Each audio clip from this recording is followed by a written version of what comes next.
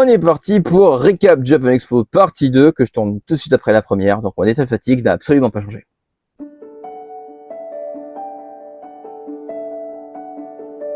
Ouh les gens, vous allez bien, c'est les Goshi, et les Goshi, toujours avec l'un, plus fatigué que l'autre.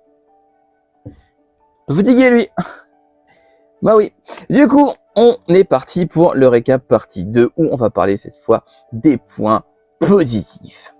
Vous verrez, la vidéo risque d'être, je vais dire plus long, non, je pense qu'il va falloir la même durée. Mais les points positifs, il y en a quand même un peu plus. Ouais, un peu plus. Du coup, eh ben c'est parti pour parler des points positifs de Japan Expo 2024. Du coup, je remets le contexte pour ceux qui ont raté la partie 1. Vous pouvez aller voir la partie 1 avant ou après cette vidéo, il n'y a aucun souci. Du coup, on n'a pas été avec Japan Expo avec l'assistant depuis 2016. Du coup, mon ressenti, c'est par rapport à la Japan Expo 2016. C'est des trucs qui ont changé, voilà, donc j'ai pas fait celle de l'année dernière, je ferai pas celle de l'année prochaine d'ailleurs, je profite pour le dire. L'année prochaine, on n'ira clairement pas à Japan Expo, parce que l'année prochaine, on va à la foire à la saucisse de Toulouse.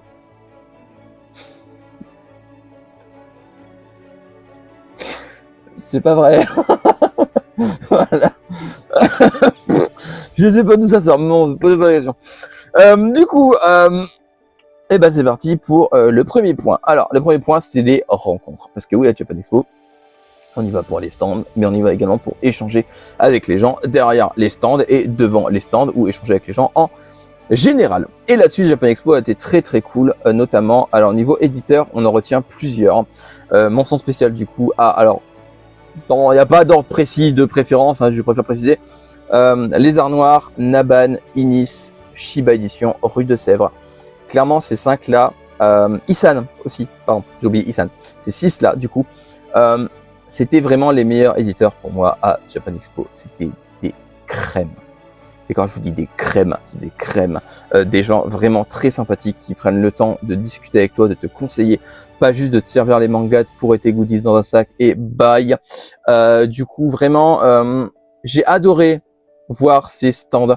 Mention spéciale du coup à Inis qui a fait acheter un 2e livre à l'assistant alors que c'était pas prévu. Vous en veux pas, hein, parce que le livre a l'air génial. Hein.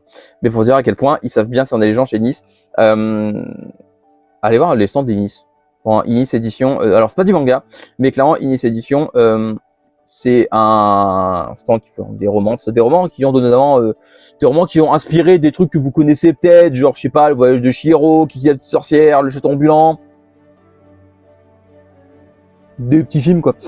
Mais du coup, Inis c'est vraiment des crèmes. Et les Arts Noirs c'était pareil, Shiba pareil, Rue de Sèvres pareil, Isan pareil. Les Arts Noirs on a discuté longtemps, elle nous a conseillé des mangas, c'était vraiment trop cool. Pareil pour Shiba, alors Shiba on n'a pas parlé énormément, mais en vrai la qualité d'accueil chez eux était incroyable, vraiment très sympathique. On y a été le jeudi du coup, et Rue de Sèvres, alors eux c'est tout le long des 3 jours, on y a été très souvent sur leur stand, parce que en fait... leur stand était très agréable, tout simplement. Et en plus, ils donnent des posters et des badges gratuits. T'as pas besoin de faire des achats de 40 000 € pour avoir des goodies. Désolé pour la voiture qui passait, je sais pas si vous l'avez entendu. Mais en tout cas, chez Rue de Sèvres, c'était trop cool également. À savoir que chez Rue de Sèvres, on n'a pas pu acheter grand chose, vu qu'on a la totalité de leur catalogue. Donc clairement, une fois que tu as acheté la totalité du catalogue, t'as plus grand chose à acheter. Donc j'attends les prochaines sorties chez Rue de Sèvres. Mais vraiment, c'était des gens très très sympathiques et je le redis, pour moi, c'était vraiment les meilleurs. Niveau créateur, on a aussi fait des belles découvertes, notamment Moppy Mouche, je sais pas si je le dis bien, voilà, Moppy Mush, je sais pas comment ça se dit, qui était le seul stand créateur à proposer du Zenless Zone Zero. Et rien que pour ça, c'était le meilleur stand créateur de l'univers. Il y avait des stickers de bambou, s'il vous plaît. Voilà. Du coup, petite pub gratuite, allez suivre Moppy Mush, voilà, sur Instagram. Voilà, c'est mérité. Parce qu'en plus, il n'y avait pas que du Zenless Zone Zero, les autres goodies étaient vraiment très cool aussi. Et on a eu des belles rencontres également au niveau des créateurs et également au niveau des créateurs japonais, donc près de la stand de la scène, pardon, Wabi Sabi, dont j'ai parlé dans la première partie. Les créateurs japonais, alors forcément, il y a un peu la barrière de la langue, hein. Donc on n'a pas des réelles discussions avec eux, à moins de parler couramment japonais, ce qui n'est pas notre cas, mais vraiment, même sans parler la langue, vraiment, on a des très bons échanges avec eux. Je pense notamment du coup à la chanteuse Ai Isano, avec qui j'ai pu parler un petit peu en anglais. C'était une rencontre vraiment très agréable. Et également, alors les frères Kuniken qui jouent du shamisen, qui ont fait des concerts incroyables, on en reparlera plus tard, mais à qui on a acheté un CD qui était super sympathique. Voilà. Et on a acheté aussi sur d'autres stands japonais, on a fait on a acheté peut-être je crois sur 6 stands de création japonais. C'est déjà pas mal parce que c'est un sacré budget. Parce que clairement c'est des trucs faits à la main. Donc oui, il y a un budget à mettre dedans. C'est pas un porte-monnaie à 2 euros quoi. Les porte-monnaies ils sont à 20 balles, mais il y en a des beaucoup moins chers. Mais faut doser. C'est à vous de gérer le budget de toute façon.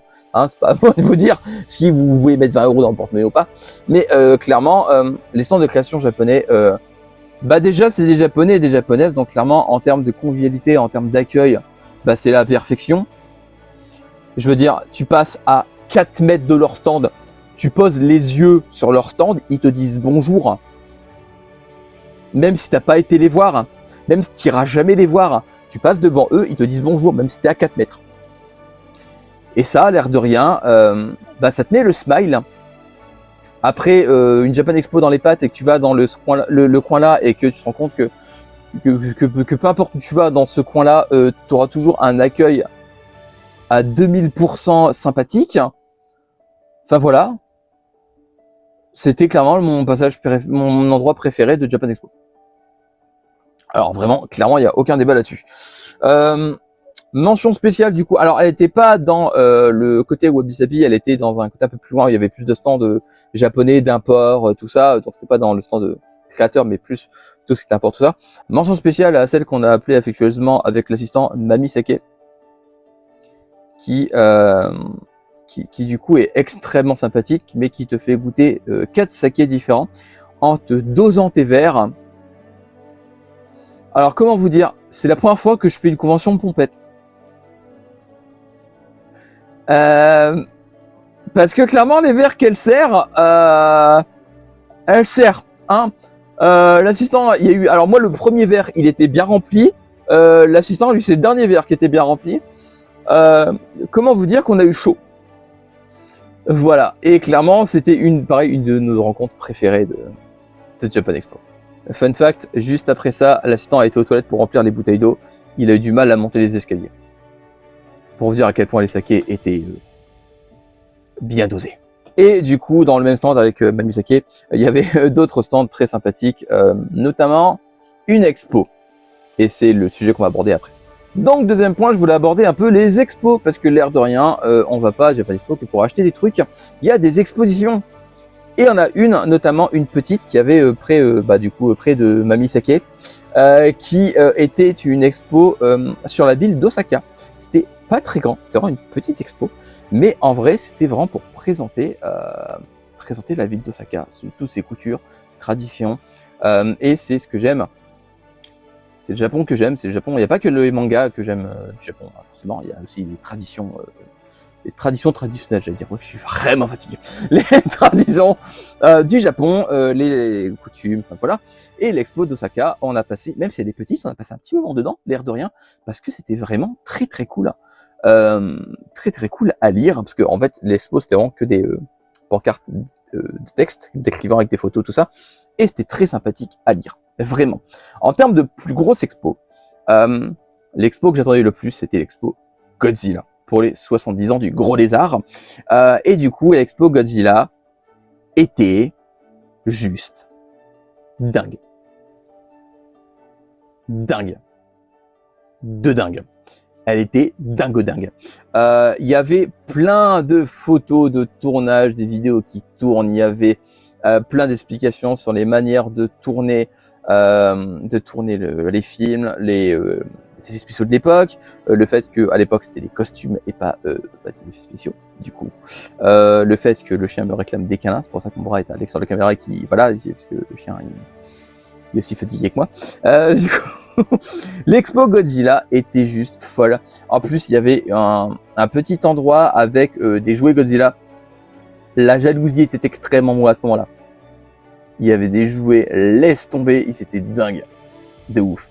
Vraiment, l'expo Godzilla était très enrichissante, intéressante avec plein d'infos. C'est peut-être un de mes passages préférés de Japan Expo qu'on ait fait également. C'était vraiment une expo très réussie. Voilà, je voulais féliciter du coup. Je sais pas si c'était Japan Expo qui l'a organisé ou si c'était quelqu'un d'autre, je sais pas. Parce qu'il y avait le créateur de Godzilla, je crois qu'il était là. Je sais pas si c'était un, je sais pas. Il y a des chances que ce soit peut-être Fujimanga, enfin Isan, qui a participé parce que il y avait le créateur Godzilla qui était dédicace chez eux, je sais pas. Mais en tout cas, l'expo Godzilla, j'ai failli bailler en même temps, vous l'avez pas vu, était vraiment très réussi. Ensuite, l'expo Tokyo Revenger. Est-ce que vous avez déjà eu envie de pleurer en regardant des planches dans l'expo? Moi, c'était pas encore le cas et c'est fait. Voilà, Tokyo Revenger, c'est clairement l'expo du love. J'aime énormément Tokyo Revenger. C'était, alors, elle était toute simple. Des artworks, des petits PLV de personnages pour faire des photos avec. La moto de Mikey qui était dingue. La moto de Mikey était juste folle. Voilà. Et des planches, voilà, du manga sur les murs, tout ça, montrant les passages les plus forts du manga. Alors clairement, par contre, alors désolé les anime only du coup, mais c'était vraiment une expo sur le manga et uniquement sur le manga. Il y avait absolument rien du tout sur l'anime. Rien. Voilà. Et au passage, il y avait un truc. Alors, deux trucs vraiment trop cool. La première chose, c'est qu'à partir d'un point donné, il y avait un rideau qui était marqué choisissez votre destin, un truc comme ça. Sur le rideau, en fait, enfin derrière le rideau, pardon, il y avait la suite de l'expo. Et il y avait un trigger warning du coup avant le rideau en disant à partir de ce point, l'expo va spoiler les tomes 15 à 31. Voilà, mais spoiler vénère. Voilà. Et clairement, je confirme, derrière le rideau, ça spoilait vénère. La fin de Tokyo Revenger. C'est très bien. C'est une excellente initiative d'avoir mis ce rideau et ce trigger warning avant la salle de l'expo. Du coup, parce que ça permettait du coup de pas se spoiler au cas où. Avant le rideau, il y avait une sortie. Au cas où vous vouliez vraiment pas... il y avait possibilité de... Vous n'étiez pas obligé de courir à travers le rideau en mode « Non, je veux pas avoir !» Non, c'était bon. Il y avait une sortie. Ça aurait été très drôle. C'était vraiment très bien comme initiative. Et dernier point, mais alors pas des moindres, à la fin, on pouvait prendre une plaque Emma. Rien à voir avec les matelas. Ou le personnage de Tokyo Revenger. Par exemple. Mais en gros, c'est des plaques, du coup, c'est des plaques en bois sur lesquelles on pouvait marquer un message. Messages qui sont du coup donnés à l'auteur de Tokyo Revenger. Et je trouve que c'est vraiment trop cool pour une expo finale, pour la fin d'un manga comme Tokyo Revengers, pas d'avoir la possibilité d'envoyer des messages directement du coup à l'auteur. Je trouve ça trop cool. Voilà. L'expo était très réussie. Le revoir certaines planches m'a donné envie de pleurer. C'était dur. Il y a certaines planches, vraiment, les revoir, ça fait un truc. Et à la fin de l'expo, on avait un éventail gratuit. Par personne. Voilà, on était deux, on a eu un éventail chacun. Éventail qui a été notre meilleur pote. Alors, l'éventail Tokyo Revenger, il a jamais été rentabilisé de sa life, je crois. Voilà. Clairement, il tombait à point nommé, cet éventail. Après, en exposition, il y avait également, alors, c'est une exposition à la base. Je vais pas le cacher, qui m'intéressait. Ça m'intéressait, mais j'étais pas emballé plus que ça.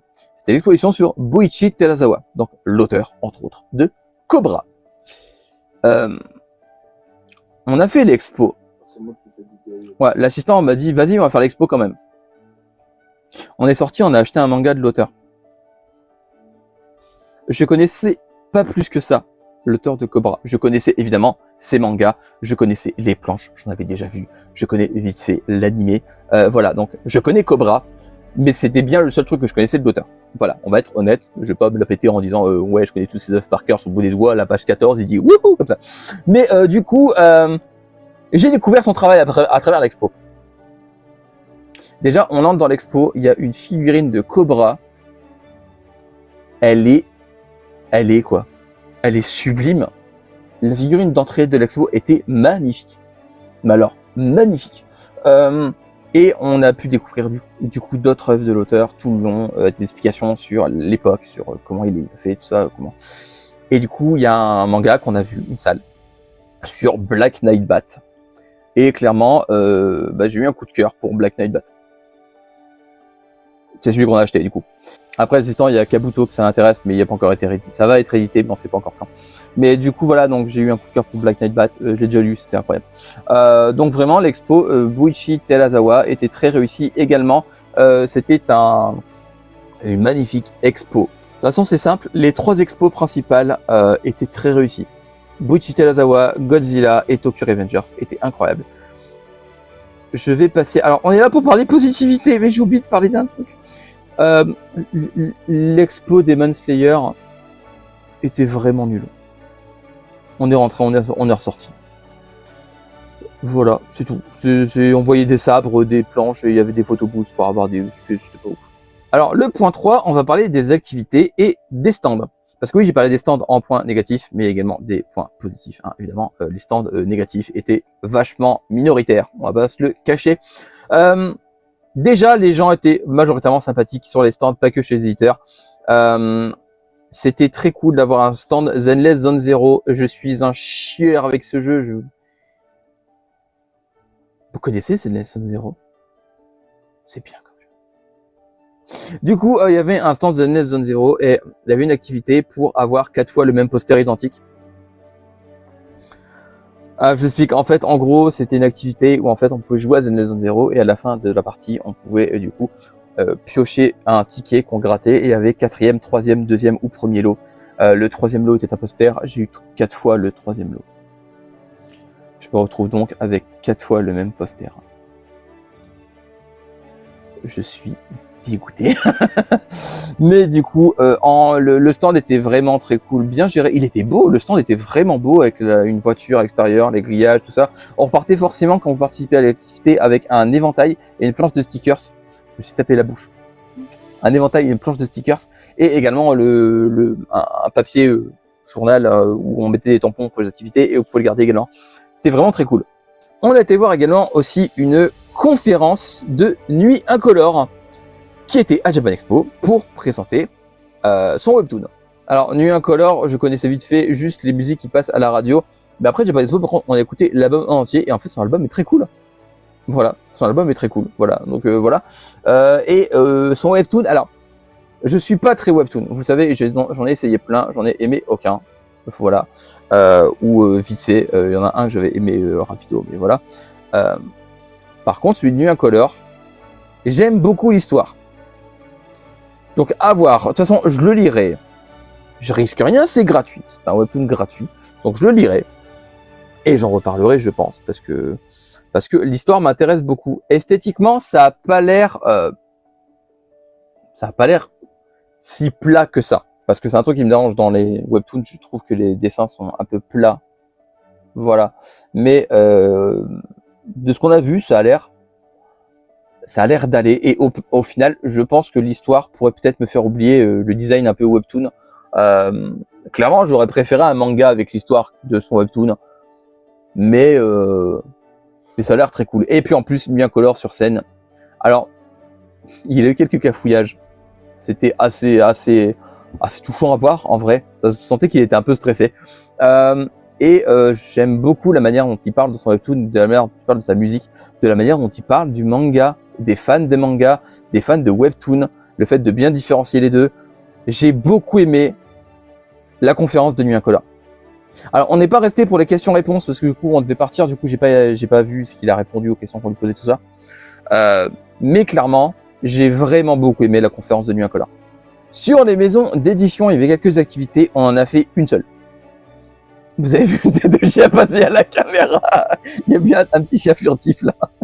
Et du coup, on a fait une seule. C'était, tu peux pas monter sur la table. Ah, les aléas du direct. Le chien veut monter sur la table. Sauf que là, il y a un PC. Et du coup, tu peux pas monter sur la table. Du coup, on a fait que les activités, enfin l'activité du stand Vega Dupuis. Parce qu'en fait, quand vous achetez un truc sur le stand Vega Dupuis, vous avez un biscuit fortune et qui permet de participer à l'activité. Alors, c'était assez court, mais au final, c'était plutôt cool parce que ça permettait d'enchaîner super rapidement avec d'autres trucs. C'était sympa, on partait avec des goodies. L'activité Vega Dupuis était vraiment très cool.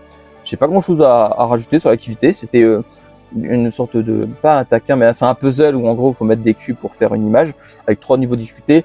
Un lancer de fléchettes où il faut en mettre au moins une sur la cible. J'en ai mis 0.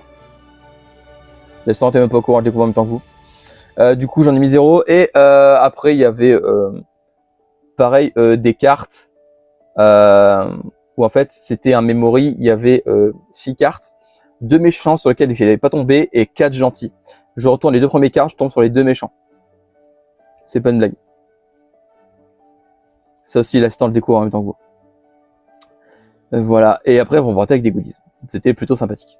Les autres stands du coup avec les activités, j'en ai fait aucune parce que du coup il y avait 8 heures de queue. C'est mort. Voilà. 8 heures de queue, j'exagère un peu, hein. Mais du coup, ouais, les autres stands, j'ai pas fait parce que ça m'intéressait pas de les faire, tout simplement. Du coup, j'ai pas grand chose à dire sur les éditeurs, enfin sur les activités des autres éditeurs. Si ce n'est que le monde des autres éditeurs, par contre, petit aparté, le monde qu'il y avait sur les autres éditeurs nous a convaincus dans 2 ans de plus acheter de manga Japan Expo, à part chez le top 5, top 6 que je dis précédemment. C'est-à-dire Rue de Sèvres, Isan, Naban, Shiba, Inis et les Arts Noirs. Les autres, on fait plus. Et voilà, trop de monde. Et tant pis pour les goodies. J'ai eu des mangas pour lire des mangas. Les goodies, c'est un plus. Alors, rien à voir, sinon il y avait le stand Tenga, qui faisait une activité où il fallait tirer avec un nerf sur des Tenga, et pour gagner un pins. Alors, pour les majeurs hein, qui me regardent, qui ne savent pas ce que c'est Tenga, je vous invite à Google ce qu'est Tenga. Pour les mineurs, même si vous dites pas le faire, vous allez le faire quand même. Du coup, faites-le pas. Mais vous allez le faire quand même. Sinon, on peut parler des concerts. Alors là, pareil, les concerts, on en a fait que 2. 2 fois le même. Non.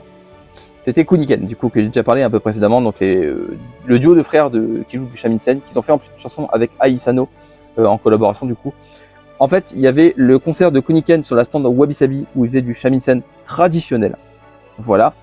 Et il y avait Kuniken sur la scène Sakura, qui faisait du shamisen un peu plus rock. Ils ont même joué un générique de Dragon Ball en hommage à Akira Toriyama, ce que j'ai trouvé extrêmement touchant.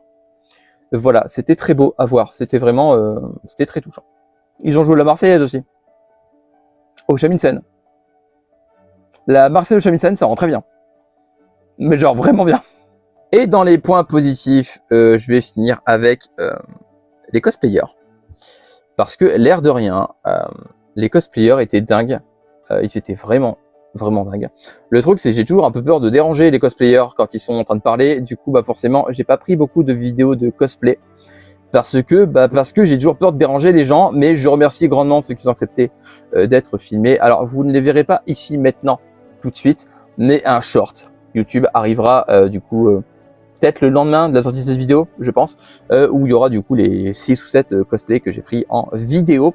Conclusion, du coup, comme vous avez pu le constater, cette vidéo est beaucoup plus longue que la première. Hein. Il y a beaucoup plus de trucs positifs, parce que Japan Expo, en fait, vraiment dans 2 ans, quand on va y retourner, on n'y va plus pour acheter vraiment les stands éditeurs, on va y aller que sur les stands qu'on aime bien, comme j'ai cité précédemment, et je ferai plus le reste.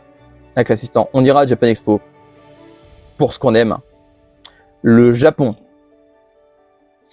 Voilà. Et les créateurs qui sont là, qui sont toujours sympathiques. J'aime beaucoup voir les créateurs. Même si forcément, on peut pas aimer tout ce que font les créateurs. Il y en a tellement à Japan Expo, forcément, tu peux pas aimer tous les stands que tu vois. Mais il y en a beaucoup que j'ai vraiment aimé ce qu'ils faisaient. Voilà. Et j'ai pu voir également des gens que je voulais voir depuis un petit moment. Et revoir des gens également. Et ça m'a fait vraiment plaisir. Voilà, donc la Japan Expo 2024 est terminée. Et globalement, c'est quand même un avis mitigé plus. C'est-à-dire qu'en fait, il y a eu du négatif très négatif, mais il y a eu du positif très positif.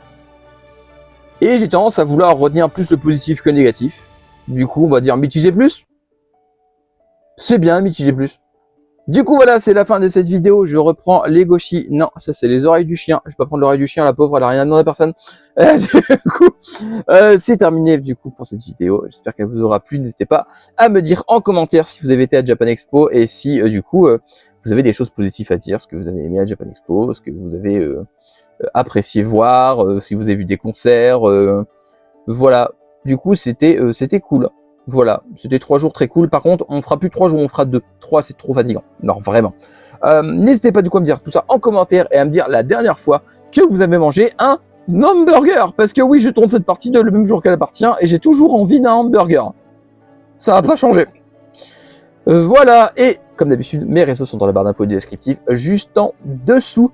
Et en même temps que le lien de parrainage Neonbox. Et likez, partagez, abonnez-vous et activez la cloche pour ne rien rater, parce que si vous ratez des trucs, bah c'est pas gentil en fait. Lisez des mangas, regardez des animés, jouez à des jeux vidéo, mangez des pommes parce que c'est très bon. Les pommes, on se retrouve bientôt pour une nouvelle vidéo. D'ici là, prenez soin de vous, portez-vous bien. Je vous fais des graou les gens. À la prochaine, bye bye. Tchou.